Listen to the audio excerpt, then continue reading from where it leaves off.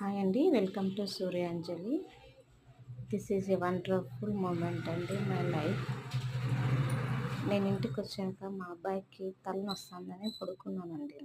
మా పెద్ద అబ్బాయి చిన్న అబ్బాయి ఇద్దరు కలిసి అప్పుడు నాకు కాఫీ చేసుకొని వచ్చి ఇచ్చారు.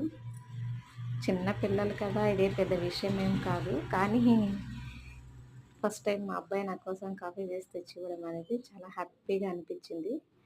అది మీతో చాలా హ్యాపీగా అనిపించింది.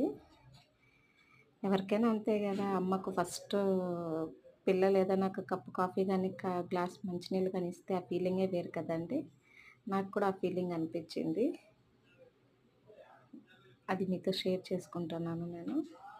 Thank you for watching.